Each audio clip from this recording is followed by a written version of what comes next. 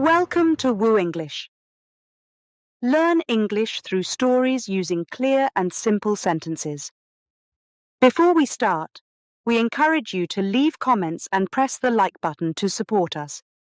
Remember, the purpose of these stories is educational, and we do not encourage or glorify the characters. Chapter 1. The Early Years. I was born on August 13th, 1926, in Biran, a small village in eastern Cuba. My name is Fidel Alejandro Castro Ruz. My father, Angel Castro, came from Spain. He was a wealthy farmer who owned a large sugar plantation. My mother, Lina Ruz, was a servant in my father's household before they married. This was my world, a mix of privilege and hardship, and it shaped me in ways I would only understand much later. Our home was large and bustling with activity. My father was always busy with the plantation, managing workers, and ensuring the crops were healthy. He was a stern man, but fair. He believed in hard work and discipline. My mother, on the other hand, was kind and caring. She took care of us children and the house. She had a gentle touch and always knew how to make us feel loved. As a child, I was curious and restless. I wanted to explore everything around me. The plantation was my playground. I watched the workers toil under the hot sun, cutting sugarcane and loading it onto carts.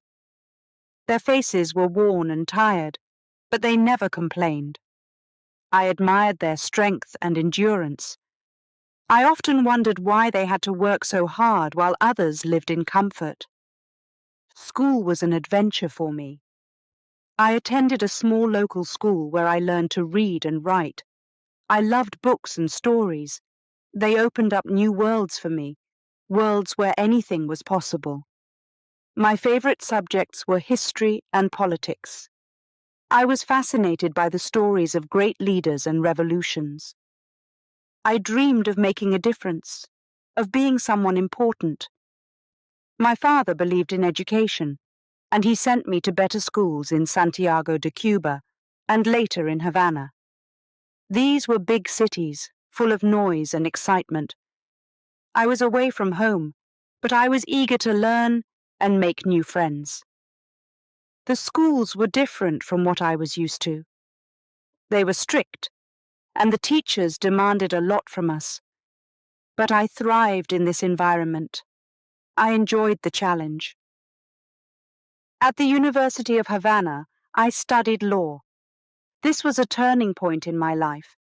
The university was a hotbed of political activity. Students were passionate about their beliefs, and they were not afraid to speak out. I joined the student politics and quickly became a leader. I spoke at rallies, organized protests, and wrote articles for the student newspaper. I felt a burning desire to fight against injustice and corruption. The more I learned, the more I saw the inequalities in our society. The government was corrupt, and the people were suffering. The rich got richer, while the poor struggled to survive. This was not the Cuba I wanted to live in. I knew something had to change, and I wanted to be part of that change. One event that deeply affected me was a visit to a poor neighborhood in Havana. The conditions were terrible. Families lived in small, crowded shacks with no running water or electricity. Children played in the dirt, their clothes torn and dirty. I spoke to the people there, and their stories broke my heart. They worked hard, but they could barely afford to eat. This was not right. I knew then that I had to fight for these people, for their right to a better life. My father did not understand my passion for politics. He wanted me to focus on my studies and become a lawyer. But I could not ignore what I saw around me. I argued with him many times about this. He worried that I was getting involved in dangerous activities. He was right to worry.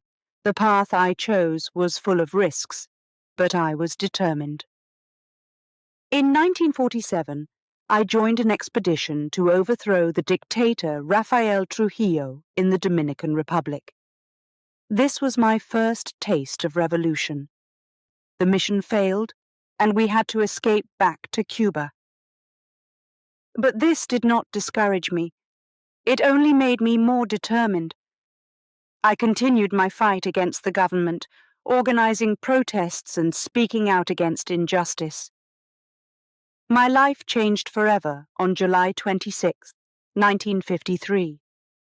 I led a group of rebels in an attack on the Moncada barracks in Santiago de Cuba. The plan was to start a revolution, but the attack failed, and many of my comrades were killed or captured. I was arrested and put on trial.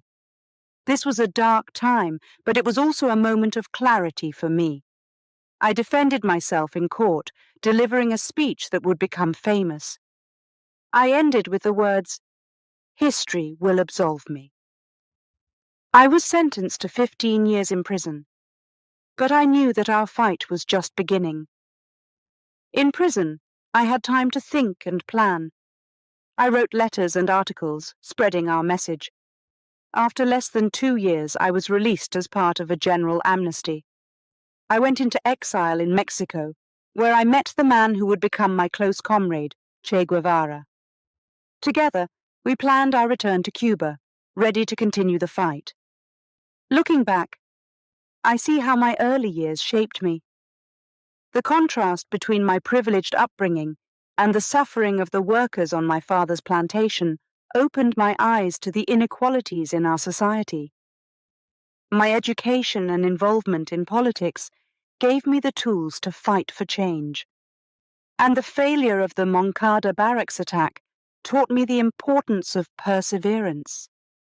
These experiences were the foundation of my revolutionary journey, a journey that was only just beginning.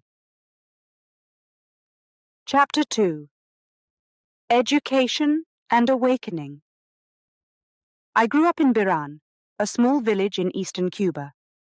My early years were full of adventure and curiosity, but as I grew older, my parents decided I needed a better education. They sent me to prestigious schools in Santiago de Cuba and later in Havana. This was the beginning of a new chapter in my life. Santiago de Cuba was much bigger and busier than Biran. The streets were full of people, cars, and noise. It was exciting and a little overwhelming at first. The school I attended was strict and demanding. The teachers expected a lot from us. I worked hard and soon stood out because of my intelligence and charisma. I made many friends and became a natural leader among my classmates. In Santiago, I first began to notice the inequalities around me. I saw how some people lived in big houses with plenty of food, while others struggled to survive. This did not seem fair to me. I started to ask questions and think about why things were this way. But it was not until I moved to Havana that my awakening truly began. Havana was even bigger and more bustling than Santiago. The city was full of life and energy. The University of Havana was a place of great learning and excitement. I decided to study law as I wanted to understand the rules that governed our society. I was eager to learn and make a difference. At the university, I met many passionate and intelligent people. The campus was alive with ideas and debates. I quickly became involved in student politics. We organized protests and rallies, speaking out against the injustices we saw. The government was corrupt, and many people suffered because of it. This ignited a burning desire for change within me. One day, while walking through a poor neighborhood in Havana, I saw children playing in the dirt. Their clothes were torn and dirty. Their homes were small, crowded shacks with no running water or electricity. I spoke to some of the families. They told me about their struggles, about how hard they worked and how little they had. This made me very sad and angry. I knew then that I had to do something to help these people. My involvement in student politics grew deeper. I gave speeches, organized meetings, and wrote articles for the student newspaper. My voice was strong and clear, and people listened to me. I spoke about the need for justice and equality. I talked about the corruption of the government and the suffering of the poor. I wanted to inspire others to join me in the fight for a better Cuba. My father did not understand my passion for politics. He wanted me to focus on my studies and become a successful lawyer. We argued many times about this. He worried that I was getting involved in dangerous activities. But I could not ignore what I saw around me. I felt a deep responsibility to fight for those who could not fight for themselves. In 1947, I joined an expedition to overthrow the dictator Rafael Trujillo in the Dominican Republic. This was my first taste of revolution. The mission failed, and we had to escape back to Cuba. But this did not discourage me. It only made me more determined. I continued my fight against the government, organizing protests and speaking out against injustice. One of the most important moments in my life happened on July 26, 1953. I led a group of rebels in an attack on the Moncada barracks in Santiago de Cuba. We hoped to start a revolution. The plan failed, and many of my comrades were killed or captured.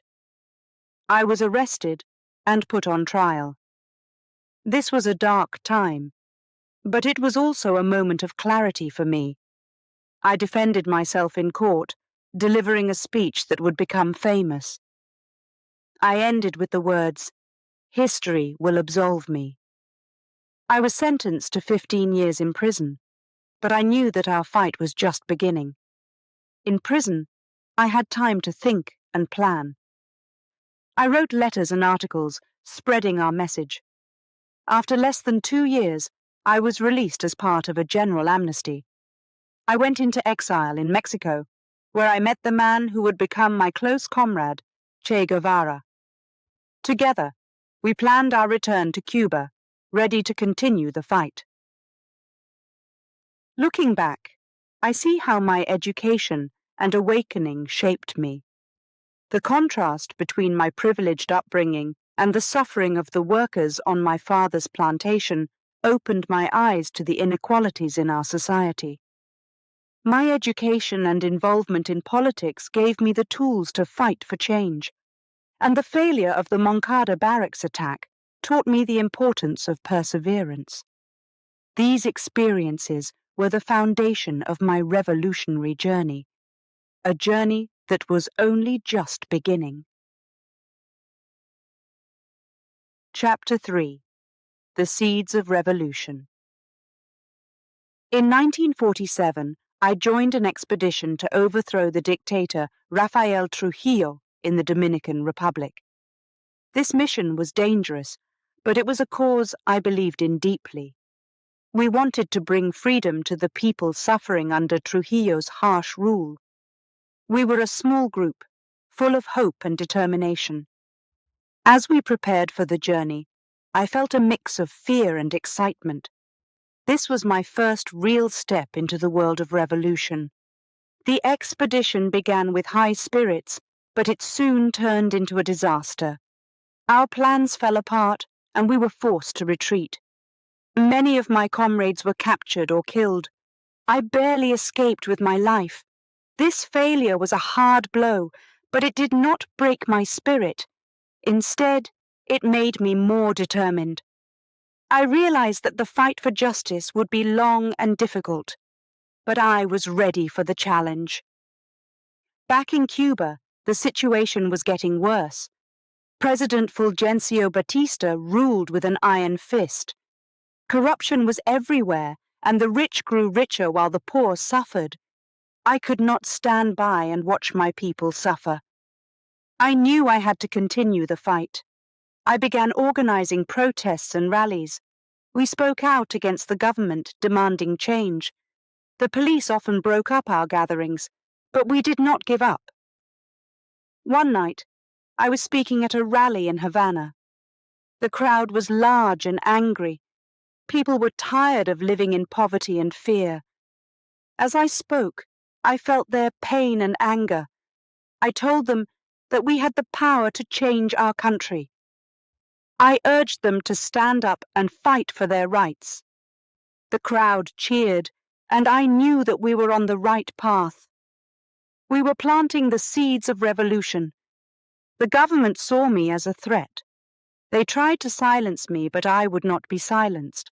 I continued to speak out, writing articles and giving speeches. I knew that words were powerful. They could inspire people to take action. I traveled across the country, meeting with workers, students, and farmers. I listened to their stories and shared my vision for a better Cuba. Many joined our cause, and our movement grew stronger. One of the key moments in our struggle came in 1952. Batista seized power in a military coup. He cancelled the elections and declared himself president. This was a clear sign that he would stop at nothing to hold on to power. The people were outraged, and so was I. I knew that we had to take more drastic actions. Protests and speeches were not enough. We needed a plan to overthrow Batista and his corrupt regime. I gathered a group of trusted friends and comrades. We met in secret, planning our next steps. We knew that we needed weapons and training. We also needed a strong base of support. We decided to focus our efforts on the Sierra Maestra Mountains. This remote area would be a perfect place to build our guerrilla army. We began to gather supplies and recruit fighters. The journey to the Sierra Maestra was dangerous. We had to avoid the police and Batista's soldiers. Many times we were nearly caught. But we pressed on, driven by our vision of a free Cuba. In the mountains, we trained hard. We learned how to fight and survive. We also built strong bonds of friendship and trust. We knew that we could rely on each other in the toughest of times. Life in the mountains was harsh. The terrain was rugged and supplies were scarce, but we were determined. We reached out to the local peasants, earning their trust and support. They helped us with food and shelter. In return, we promised to fight for their rights. Our numbers grew, and we became a strong, united force. The government tried to crush us, but we fought back. Our hit-and-run tactics confused Batista's soldiers. We struck quickly and then disappeared into the mountains. Each victory, no matter how small, boosted our morale. We knew that we were making progress. Our message spread, and more people joined our cause. One of the most difficult times came when the government launched a major offensive against us. They sent thousands of soldiers to the mountains to destroy us. We were outnumbered and outgunned, but we did not give up. We used our knowledge of the terrain to our advantage. We set traps and ambushes, striking at the enemy and then vanishing into the forest. The battles were fierce, and many of our comrades were killed. But we held our ground. During this time, I often thought about the people we were fighting for. I remembered the poor families in Havana, the workers on my father's plantation, and the children playing in the dirt. They were the reason we were fighting. Their faces gave me strength and courage. I knew that we could not fail them. As the months passed, our movement grew stronger. We gained more supporters and more victories. The government was losing control. Batista's soldiers were demoralized, and the people were rising up. The seeds of revolution that we had planted were beginning to bear fruit. Looking back on those early years, I see how they shaped me. The failures and hardships taught me resilience. The support of the people gave me hope, and the fight against injustice gave me purpose. These experiences were the foundation of my revolutionary journey. We were no longer just a small group of rebels. We were a movement, and our dream of a free Cuba was becoming a reality. Chapter 4. The Moncada Barracks Attack. On July 26, 1953, we were ready to make a bold move. I led a group of 160 rebels in an attack on the Moncada Barracks in Santiago de Cuba. Our plan was ambitious. We wanted to strike a blow against the oppressive government of Fulgencio Batista. We believed that this attack would inspire others to join our cause. It was a risky plan, but we were determined. We arrived in Santiago de Cuba in the early morning. The city was quiet, and most people were still asleep. We divided into groups and approached the barracks from different directions. My heart was pounding. I knew the risks, but I also knew that this was our chance to make a difference. As we got closer, we encountered the first obstacle. A group of soldiers was patrolling the area. We had to move quickly. Shots were fired, and chaos erupted. The element of surprise was lost. We fought bravely, but the soldiers were well prepared and heavily armed. The battle was fierce and brutal. Many of our comrades were killed or wounded. Inside the barracks, the situation was even worse. We faced more soldiers, and the fighting became intense. I could see the fear and determination in the eyes of my comrades. We pushed forward, but it was clear that the attack was not going as planned. The soldiers were too many, and their defenses were too strong. Despite our best efforts, we were being overwhelmed. I realized that we had to retreat. The dream of a quick victory was shattered. We needed to save as many lives as possible. I gave the order to fall back. It was a painful decision.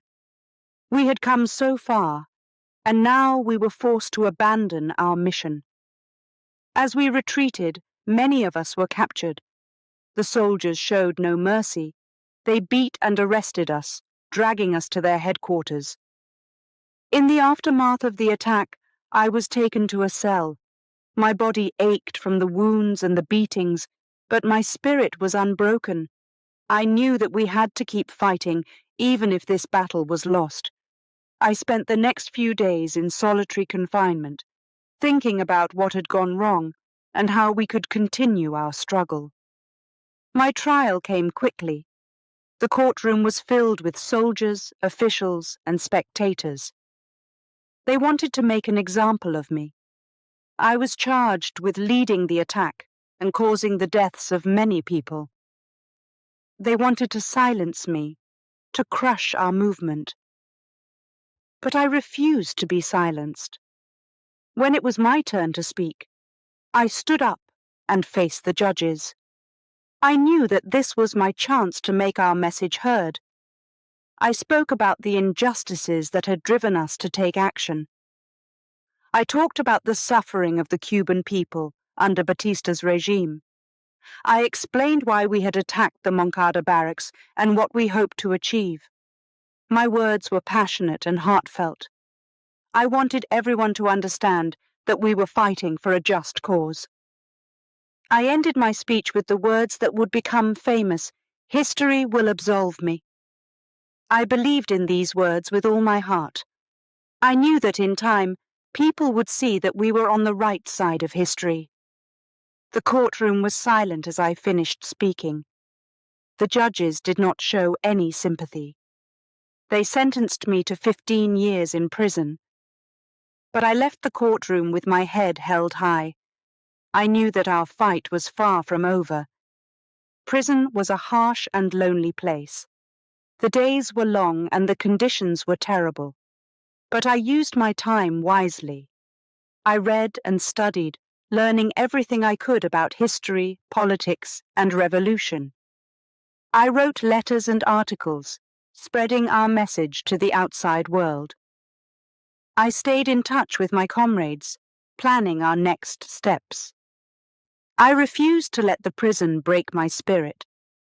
During my time in prison, I thought often about the attack on the Moncada barracks. I thought about the bravery of my comrades and the sacrifices they had made. I thought about the families who had lost loved ones. It was a painful memory, but it also strengthened my resolve. I knew that we had to keep fighting, that we could not let their sacrifices be in vain. After less than 2 years, I was released as part of a general amnesty. The government hoped that this would calm the unrest, but it only made us more determined. I went into exile in Mexico, where I met the man who would become my close comrade, Che Guevara. Together, we planned our return to Cuba, ready to continue the fight. Looking back on the attack on the Moncada barracks, I see it as a turning point in our struggle. It was a painful and costly lesson, but it also showed us the strength and determination we needed to succeed. It was the seed that would grow into a full-fledged revolution. Our fight was just beginning, and we were ready to face whatever challenges lay ahead. The spirit of July 26th would live on, driving us forward in our quest for a free and just Cuba. Chapter 5: Exile and Preparation. After serving less than 2 years in prison, I was released as part of a general amnesty. The government hoped this would calm the unrest, but it only made us more determined. I knew our fight for a free Cuba was far from over. I left for Mexico, seeking safety and the chance to regroup. Mexico was a new world. The bustling streets, vibrant colors, and lively markets were different from the darkness of prison. I felt a sense of freedom, but also urgency. We needed to continue our struggle. In Mexico City, I met a group of exiled Cubans. We shared stories and plans. We were all united by the same goal: to overthrow Batista.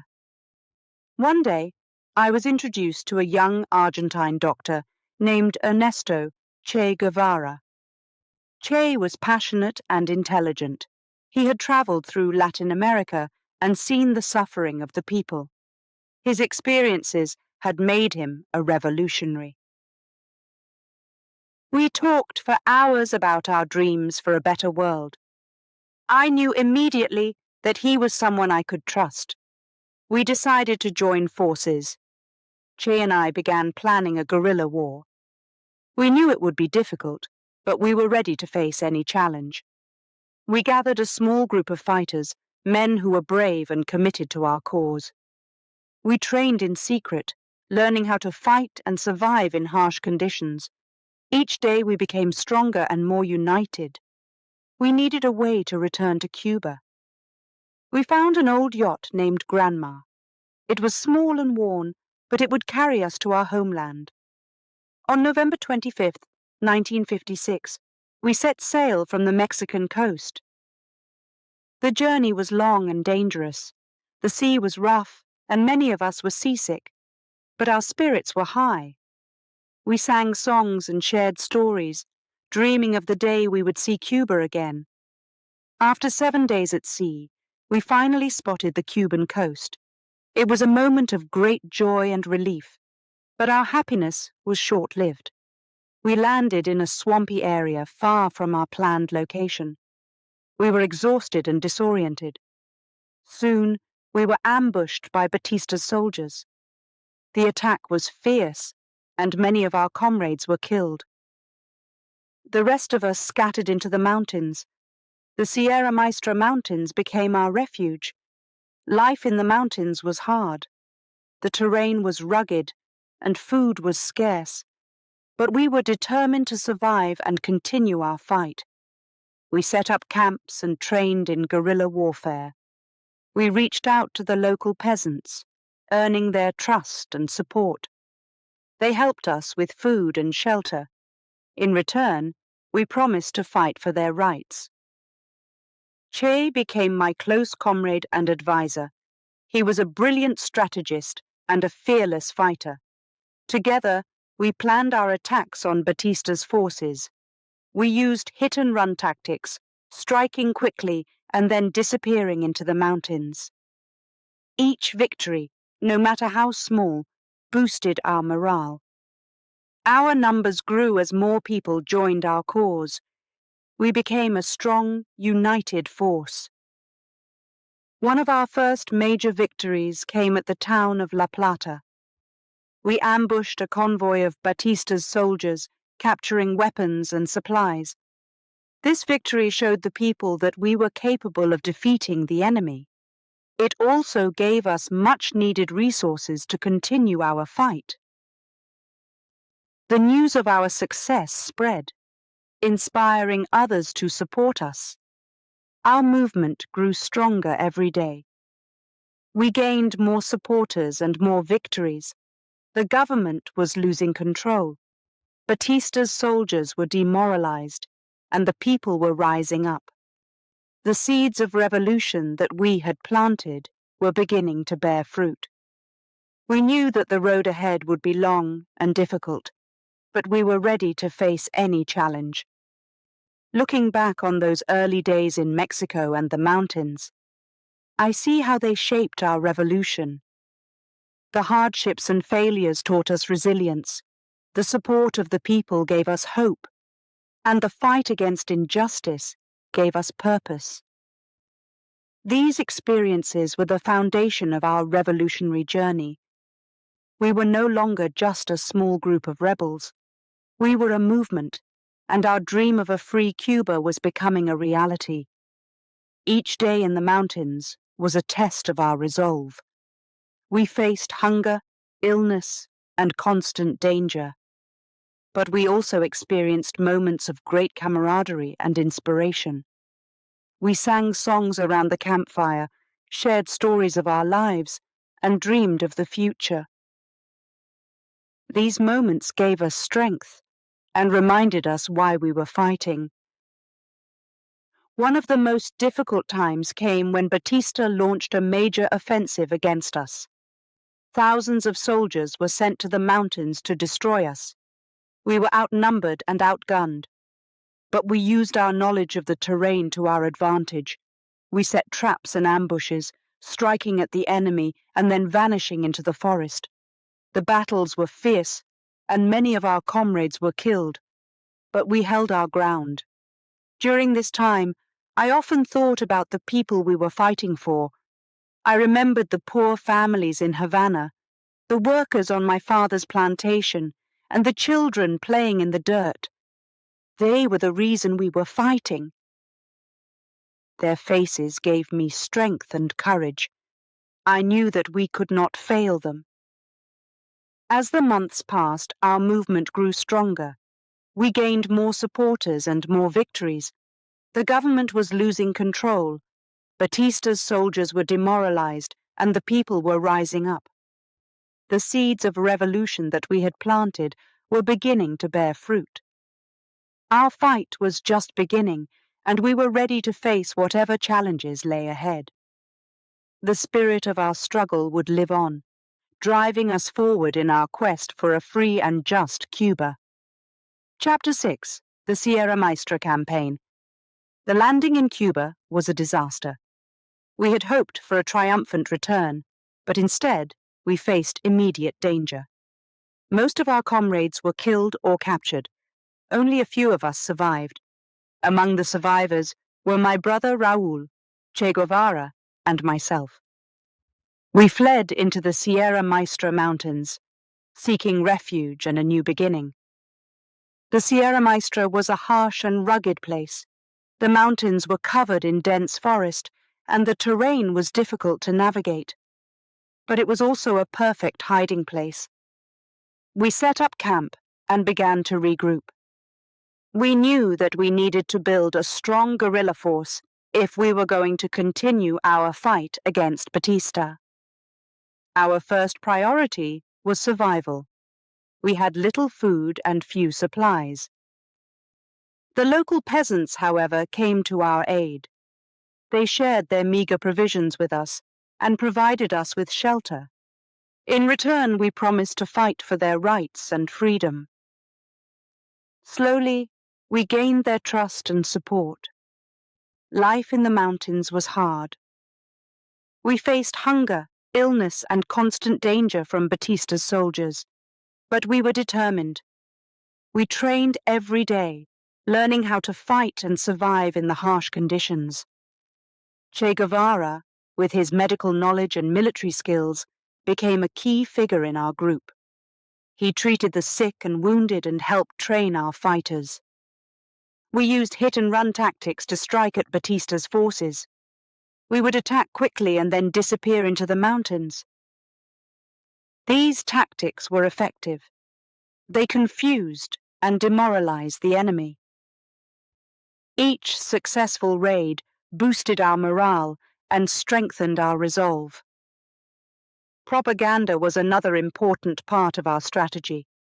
We needed to win the hearts and minds of the Cuban people. We wrote articles and pamphlets, explaining our cause and our vision for a free Cuba. We smuggled these writings out of the mountains and into the cities and villages. Our message spread, and more people began to support us. One of our key victories came at the town of La Plata. We ambushed a convoy of Batista's soldiers, capturing weapons and supplies. This victory showed the people that we were capable of defeating the enemy. It also gave us much-needed resources to continue our fight. The news of our success spread, inspiring others to join our cause. As our movement grew, so did the challenges. Batista launched several offensives to destroy us. Thousands of soldiers were sent into the mountains. The battles were fierce, and many of our comrades were killed. But we used our knowledge of the terrain to our advantage. We set traps and ambushes, striking at the enemy and then vanishing into the forest. Each battle was a test of our resolve, but we held our ground. During these difficult times, I often thought about the people we were fighting for. I remembered the poor families in Havana, the workers on my father's plantation, and the children playing in the dirt. They were the reason we were fighting. Their faces gave me strength and courage. I knew that we could not fail them. The support of the local peasants was crucial to our survival. They provided us with food, shelter, and information about enemy movements. In return, we helped them with their daily struggles. We built schools and clinics, and we taught them how to read and write. These efforts strengthened our bond with the people and solidified their support for our cause. Che Guevara became my close comrade and advisor. He was a brilliant strategist and a fearless fighter. Together, we planned our attacks on Batista's forces.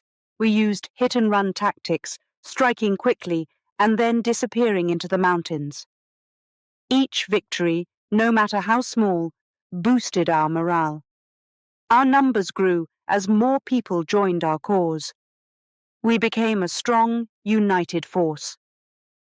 As the months passed, our movement grew stronger. We gained more supporters and more victories. The government was losing control. Batista's soldiers were demoralized, and the people were rising up. The seeds of revolution that we had planted were beginning to bear fruit. Our fight was just beginning, and we were ready to face whatever challenges lay ahead. The spirit of our struggle would live on, driving us forward in our quest for a free and just Cuba. Each day in the mountains was a test of our resolve. We faced hunger, illness, and constant danger.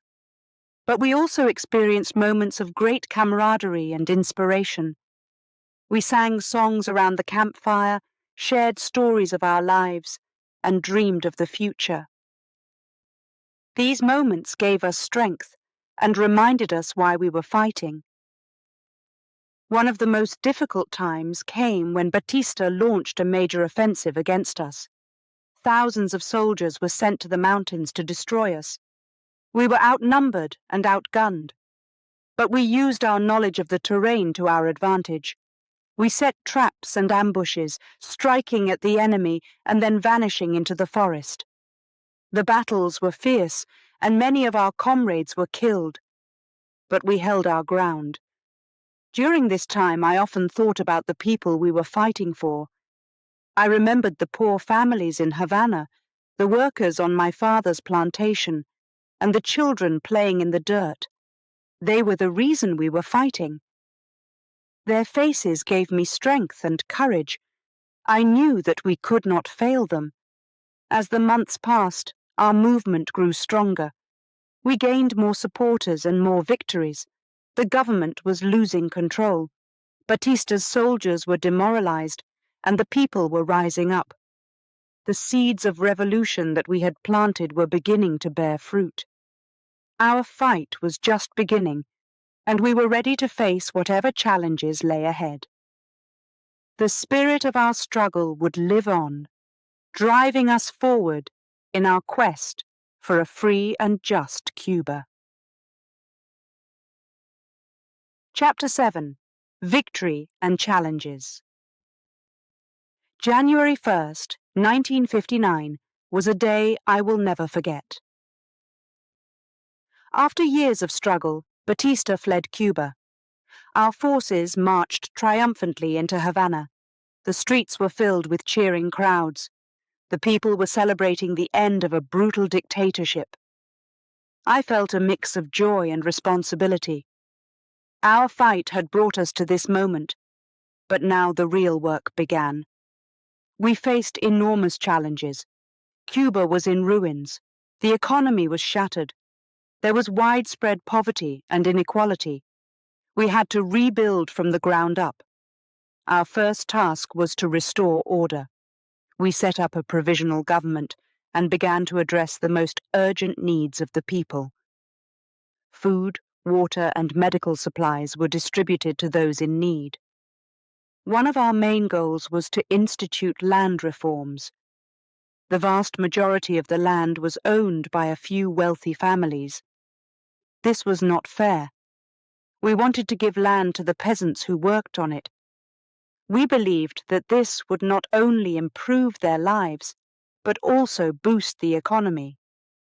We faced resistance from the landowners, but we pushed forward with our plans. We also had to deal with opposition from within and outside Cuba. Some people did not agree with our revolutionary ideals. They feared change and clung to the old ways. We tried to engage them in dialogue, but many were resistant. We had to find a balance between maintaining order and allowing for dissent. One of the first major steps we took was to nationalize industries. We believed that the wealth of the nation should be used to benefit all its people, not just a few. We took control of the major industries, including sugar, oil, and telecommunications. This was a bold move, and it brought us into conflict with powerful interests, especially in the United States. Implementing socialist policies was another key part of our plan. We wanted to ensure that everyone had access to education, healthcare, and housing. We invested heavily in building schools, hospitals, and affordable housing. These efforts began to show results, but there was still much work to be done. One of our biggest challenges was the economy. Years of corruption and mismanagement had left it in a dire state. We worked tirelessly to stabilize it. We sought help from other countries, including the Soviet Union, to provide the resources and expertise we needed. Slowly, we began to see progress. Industries were revived and jobs were created. Throughout this time, I remained deeply involved in the day-to-day running of the country. I wanted to ensure that our vision for a fair and just society was realized. I met with workers, farmers, and students, listening to their concerns and ideas. Their energy and determination inspired me to keep pushing forward. Education was a cornerstone of our new society. We believed that an educated population was essential for a strong and prosperous nation. We launched a massive literacy campaign, sending teachers into the most remote areas of the country. The results were remarkable. Within a few years, illiteracy rates dropped dramatically. Healthcare was another priority. We built new hospitals and clinics, ensuring that everyone had access to quality medical care. We trained thousands of new doctors and nurses, many of whom came from humble backgrounds. The improvements in healthcare were evident, with lower infant mortality rates and increased life expectancy. Despite our successes, we faced ongoing challenges. The United States imposed a trade embargo on Cuba, trying to isolate us economically. This made it difficult to obtain the goods and resources we needed, but we were resourceful. We found new trading partners and developed our own industries to become more self-sufficient. We also had to deal with attempts to overthrow our government. There were numerous plots and attacks, both from within and outside Cuba. We strengthened our security forces and took measures to protect our leaders and institutions. It was a constant struggle, but we remained vigilant. In the midst of these challenges, we continued to promote our revolutionary ideals. We supported liberation movements in other countries, believing that the fight for justice and equality was a global one. This brought us both allies and enemies on the international stage. As the years went by, I saw the changes we had brought to Cuba. The lives of ordinary people had improved significantly. There was a sense of hope and pride in our nation, but I also knew that our work was far from finished. We had to keep pushing forward, overcoming obstacles and striving for a better future. Looking back on those early days of victory and challenges, I am proud of what we achieved. We faced enormous difficulties, but we never gave up. We built a new society based on principles of justice, equality, and solidarity. The road was long and often difficult, but the spirit of the revolution remained strong. We had transformed Cuba, and our journey continued. Chapter 8: The Bay of Pigs Invasion. In April 1961, we faced one of the most dangerous challenges since the revolution. The US government backed an invasion by Cuban exiles at the Bay of Pigs. They wanted to overthrow our government and take back control of Cuba. The invaders landed on the southern coast, hoping to find support among the people. But they were mistaken. The invasion began early in the morning. We received reports of enemy forces landing on our beaches. I knew this was a critical moment. We had to act quickly and decisively. I gathered my commanders and gave the order to mobilize our forces. We had to repel the invaders and defend our revolution. The fighting was intense. Our soldiers, many of whom were young and inexperienced, faced a well-armed enemy. But they fought with courage and determination. They knew what was at stake. We could not let our enemies take back our country. The battle raged on for 3 days. The invaders tried to advance, but our forces held their ground. We used everything we had: tanks, artillery, and aircraft. Our pilots flew low over the beaches, strafing the enemy positions. Our infantry advanced through the dense jungle, pushing the invaders back. The Cuban people also played a crucial role. Local fishermen and farmers took up arms to defend their land. Their bravery was inspiring. On the 3rd day, the tide turned in our favor. We launched a final assault on the enemy positions. Our soldiers moved forward with determination, breaking through the invaders' defenses. The enemy was trapped. They had no choice but to surrender. We captured hundreds of prisoners and seized their weapons and equipment. The victory at the Bay of Pigs was a turning point for us. It strengthened our position and showed the world that we could defend our revolution. It also sent a clear message to the United States. We would not be defeated. But the invasion had deeper consequences.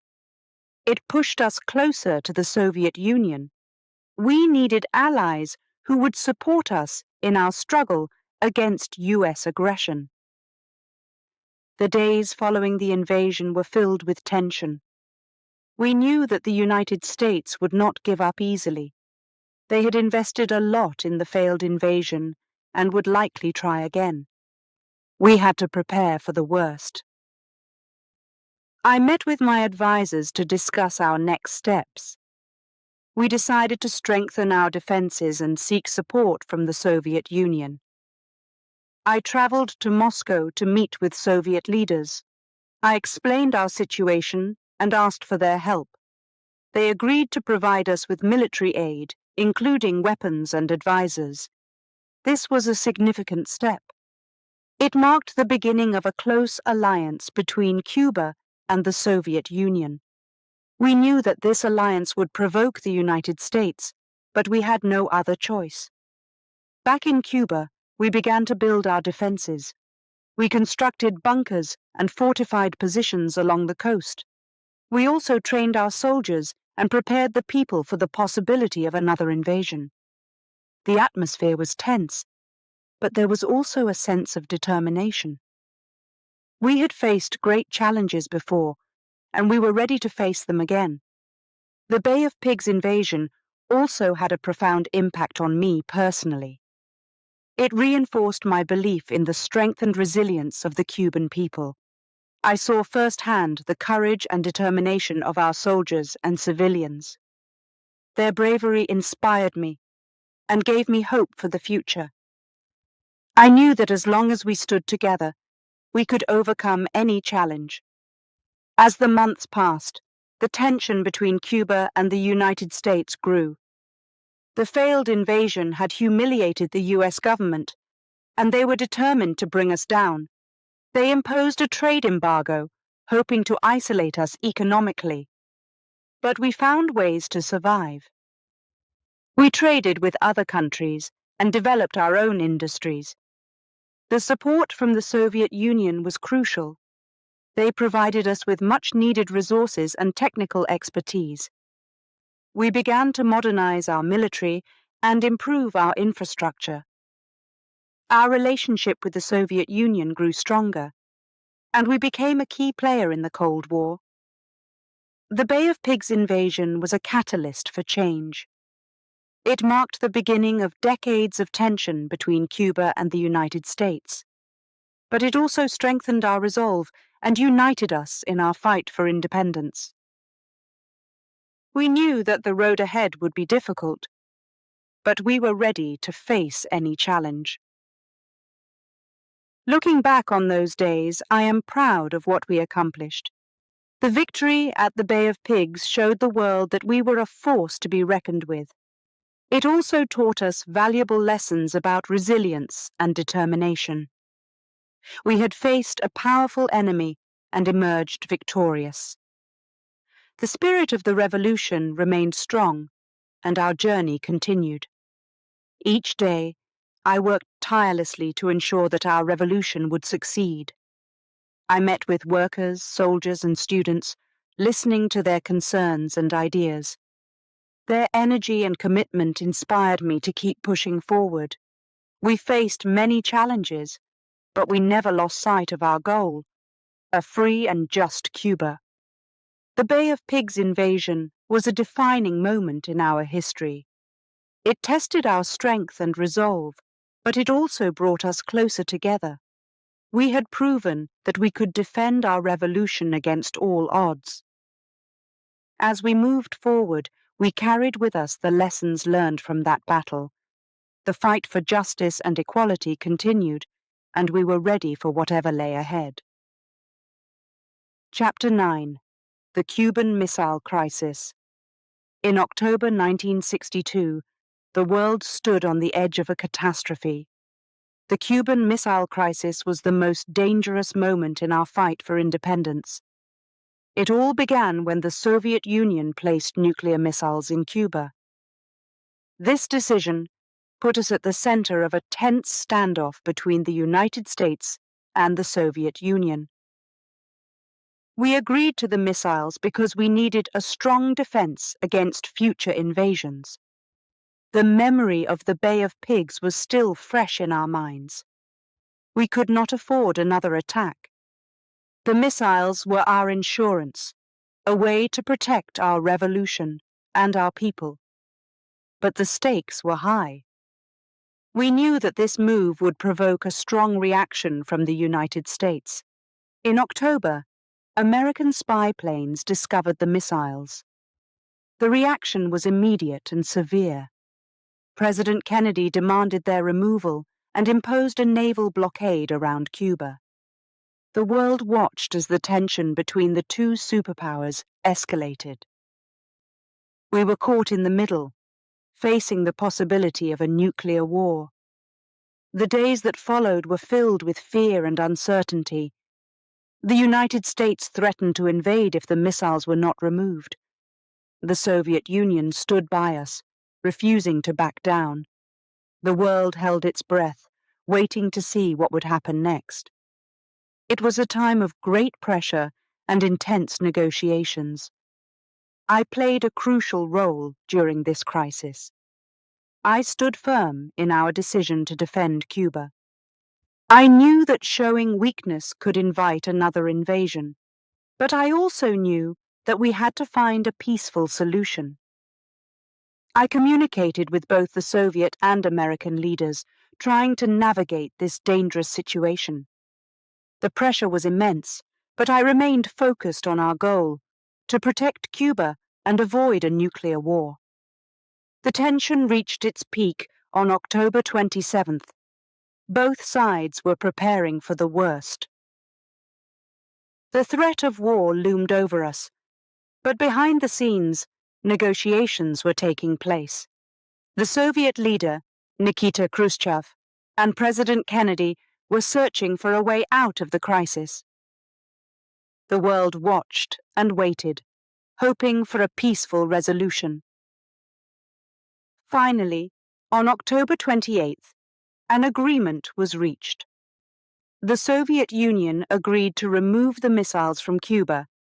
In exchange, the United States pledged not to invade our country. It was a relief to know that the immediate danger had passed. The missiles were dismantled and shipped back to the Soviet Union. The blockade was lifted and the threat of war receded. The Cuban Missile Crisis taught us many lessons. It showed us the importance of standing firm in the face of pressure. It also demonstrated the value of diplomacy and negotiation.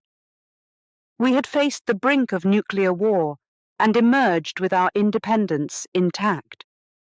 But the crisis also left a lasting impact. The tension between Cuba and the United States continued, shaping our future relations.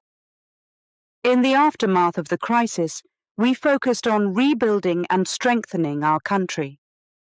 We continued to work with the Soviet Union, developing our economy and military. But we also knew that we had to be vigilant.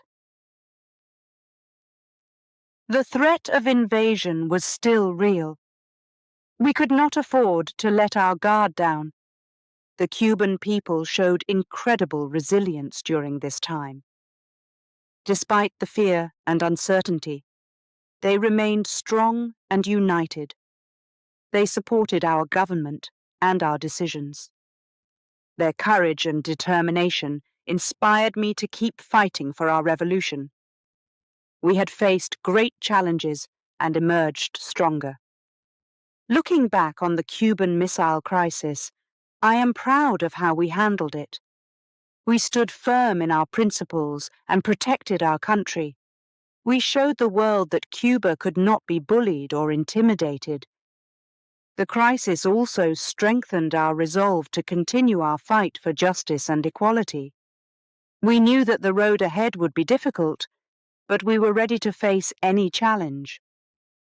The Cuban Missile Crisis was a turning point in our history.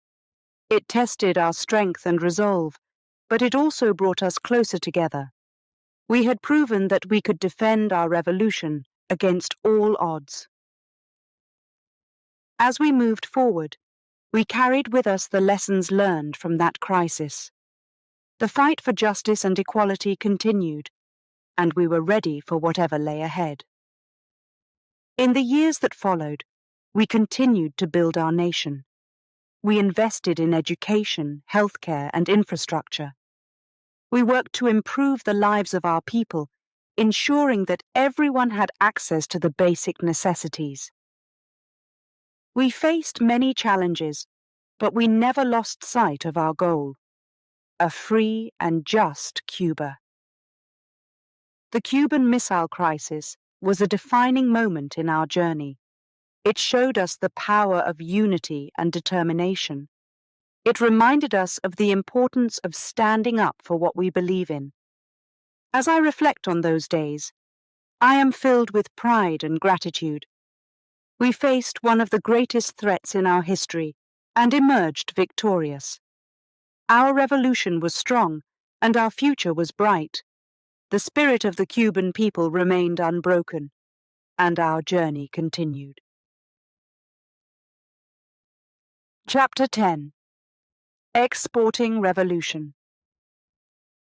Throughout the 1960s and 1970s, our revolution was not confined to Cuba.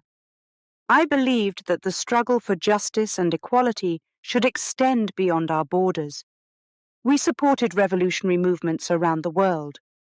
Our goal was to spread socialism and help other nations achieve their own freedom. Cuba's role in these international efforts began to grow. We sent aid and support to various countries, particularly in Africa, Latin America, and the Caribbean. We provided military training, medical assistance, and educational programs. Our commitment to these causes brought both admiration and condemnation.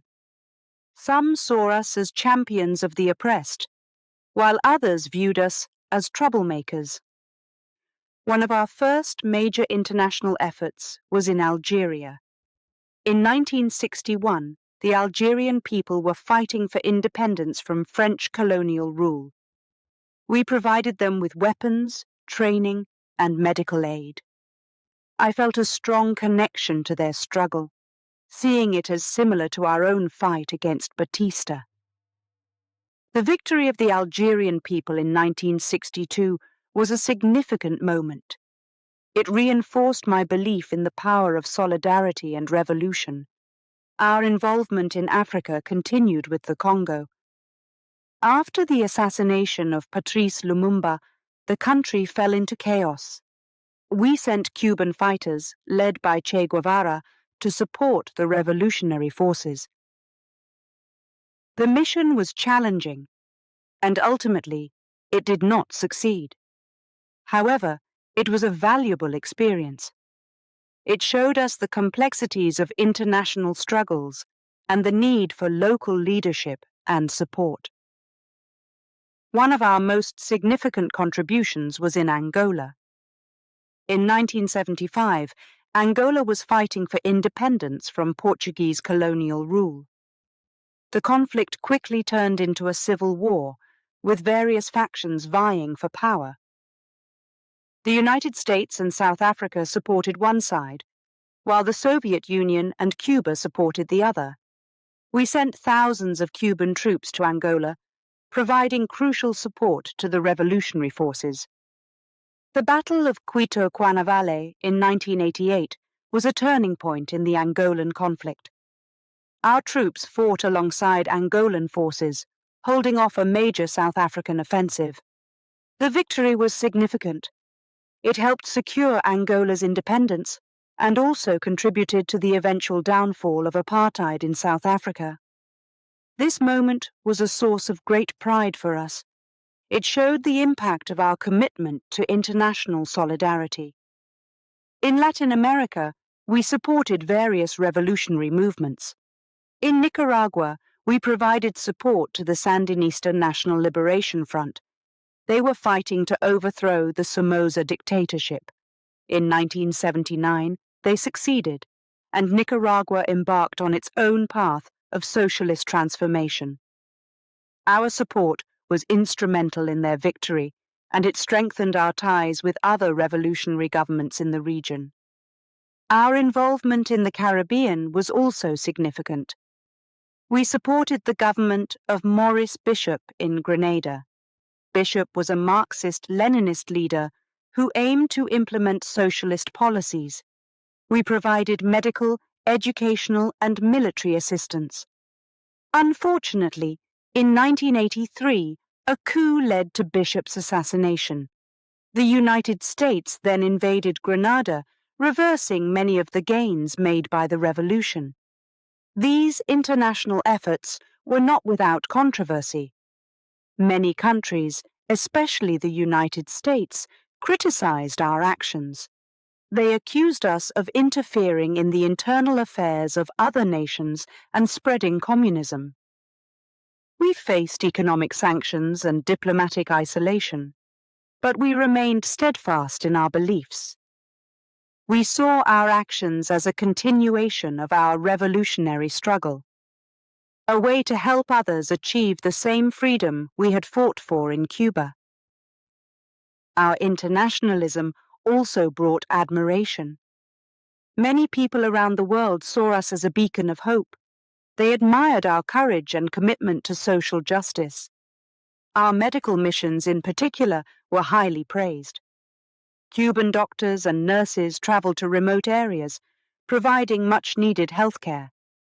These efforts saved countless lives and showed the world a different side of our revolution.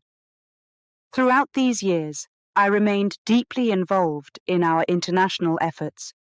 I met with leaders from around the world, discussing strategies and sharing experiences. I visited countries in Africa, Latin America, and the Caribbean, offering support and solidarity. These experiences broadened my understanding of the global struggle for justice and deepened my commitment to our revolutionary ideals. Looking back, I am proud of what we accomplished. We stood in solidarity with oppressed people around the world, helping them in their struggles for freedom. Our efforts in Africa, Latin America, and the Caribbean had a lasting impact. We showed that a small nation like Cuba could play a significant role on the global stage. Our commitment to internationalism was a testament to our revolutionary spirit. But our international efforts also taught us valuable lessons. We learned the importance of local leadership and the complexities of revolutionary struggles. We faced setbacks and challenges, but we never gave up. Our commitment to solidarity and justice remained strong. We believed that a better world was possible, and we were willing to fight for it. As I reflect on these years, I am filled with a sense of pride and determination. We faced enormous challenges, but we never lost sight of our goal. We supported revolutionary movements around the world, spreading the ideals of socialism and justice. Our journey was far from over, but we had made significant strides. The spirit of the Cuban Revolution lived on, inspiring others and driving us forward in our quest for a better world. Chapter 11. The Special Period. In 1991, the collapse of the Soviet Union brought an unexpected and severe crisis to Cuba. This period, known as the Special Period, was one of the greatest challenges I faced as a leader. Overnight, we lost our main trading partner and source of economic support. The impact was devastating. Food, fuel, and medicine became scarce. The entire island felt the strain. The early days of the Special Period were marked by uncertainty and fear. Our people, who had grown accustomed to a certain level of stability, suddenly faced shortages in almost every aspect of life. The food rations became smaller, and lines at the stores grew longer. Public transportation came to a near halt due to the lack of fuel. Hospitals struggled to provide basic care without enough medicine and supplies. I knew that maintaining control and guiding the nation through this crisis would be a monumental task. The morale of the people was low, and there was a real danger of social unrest. I addressed the nation, urging everyone to remain resilient and united. I spoke about the need for sacrifice and innovation. I knew words alone would not solve the problems, but I hoped to inspire a sense of solidarity and determination. We had to find ways to adapt quickly. We turned to agriculture, encouraging urban farming and community gardens. Every available piece of land was used to grow food. The government provided seeds and tools, and people worked together to cultivate crops. These efforts helped alleviate some of the food shortages, but it was not enough. Our transportation system faced similar challenges. With fuel in short supply, we had to come up with alternative solutions. We encouraged the use of bicycles and carpooling. Oxen replaced tractors in the fields, and horse-drawn carriages became a common sight in the cities.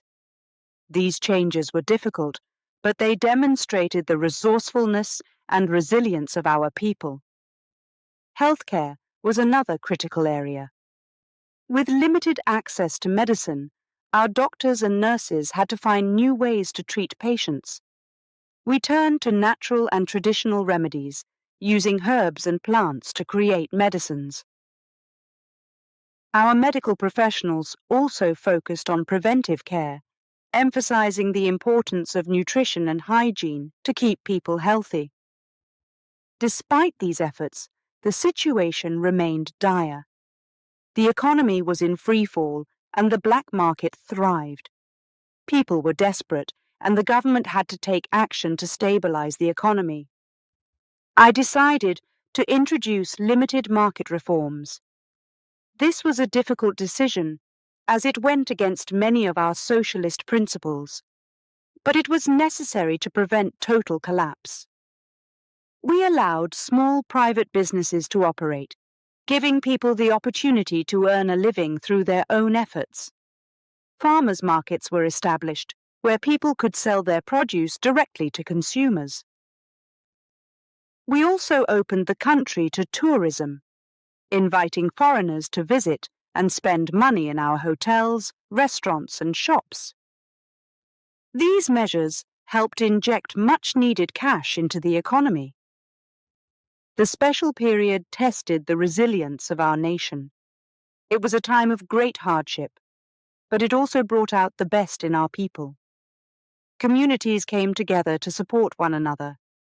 Families shared what little they had with neighbors.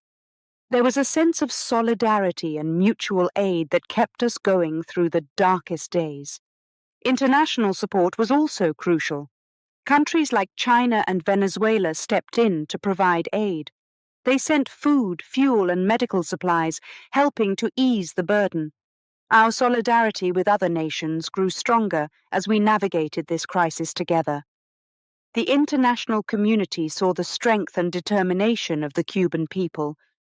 As the years passed, we began to see signs of recovery.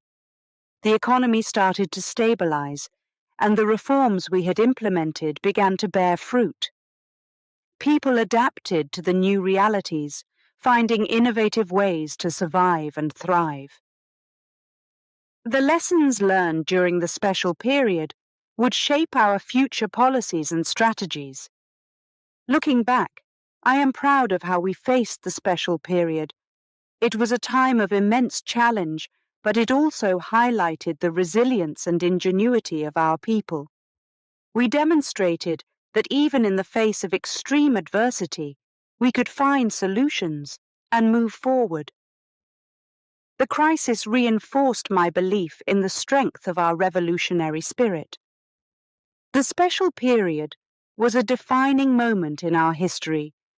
It showed us the importance of adaptability and solidarity.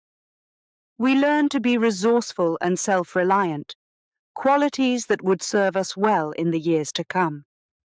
Despite the hardships, we emerged stronger and more united. As I reflect on those challenging years, I am filled with gratitude for the perseverance of the Cuban people.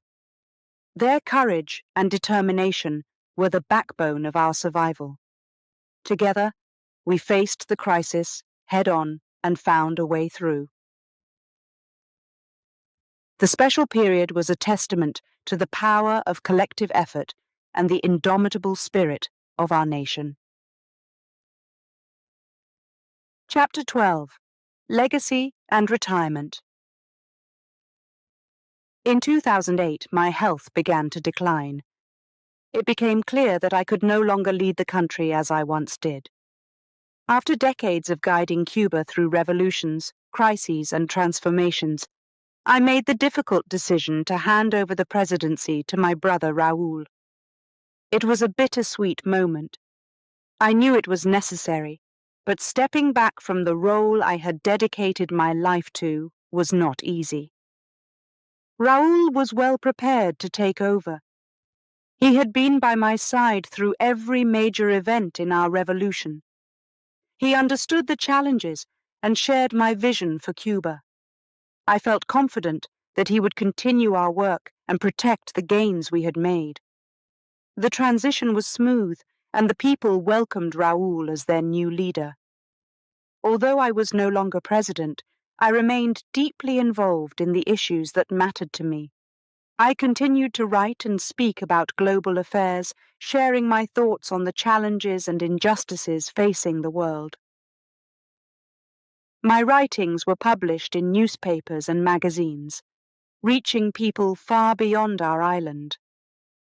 I wanted to keep the spirit of the revolution alive and inspire others to fight for justice. During my retirement, I spent a lot of time reflecting on my life and the legacy I would leave behind. I knew that my story was complex and that people would view it in different ways. To some, I was a champion of the oppressed, a leader who stood up against imperialism and fought for equality. To others, I was a dictator who suppressed freedoms and ruled with an iron fist. These conflicting views were part of the reality of my life. I had made difficult decisions, and not everyone agreed with them. But I had always acted out of a deep conviction that I was doing what was best for Cuba. My goal was to create a society where everyone had access to education, healthcare, and the basic necessities of life.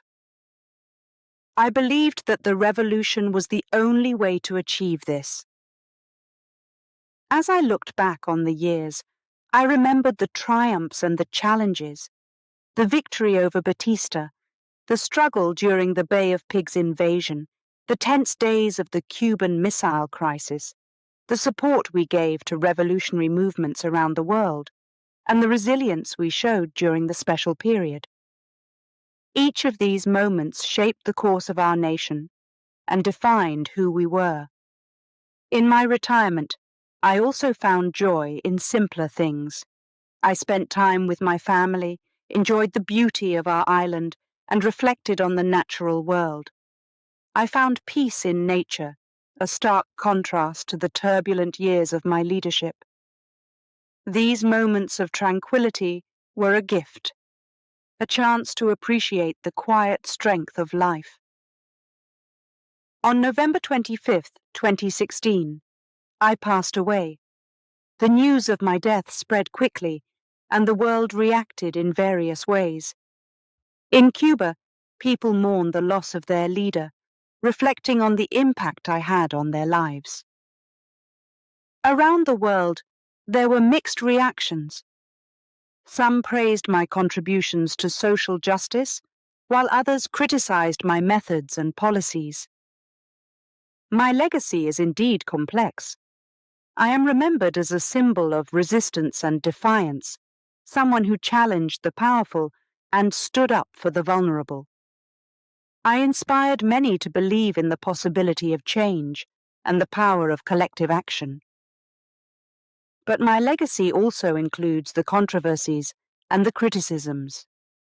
The suppression of dissent, the limitations on personal freedoms, and the economic hardships faced by many Cubans are all part of my story. Despite the debates and differing opinions, I hope that my life and work will continue to inspire discussion and reflection. I wanted to show that it is possible to dream of a better world and to fight for that dream, even in the face of great adversity. My journey was one of unwavering conviction and dramatic change. It was a journey that sought to transform society and uplift the oppressed. As the years go by, I hope that people will look at my life with a nuanced perspective. I hope they will see the complexities and understand the motivations behind my actions. My goal was always to create a more just and equitable world, even if the path was fraught with difficulties. In the end, my legacy is a testament to the power of ideals and the impact of one person's determination. I leave behind a Cuba that is proud and resilient, a nation that has faced immense challenges and emerged stronger. My story continues to inspire and provoke debate, reminding us all of the enduring struggle for justice and the importance of standing up for what we believe in. As I rest now, I am at peace, knowing that I gave my all to the cause I believed in. My life was dedicated to the pursuit of a better world, and I am grateful for the journey. The spirit of the Cuban Revolution lives on, and I hope it will continue to inspire future generations.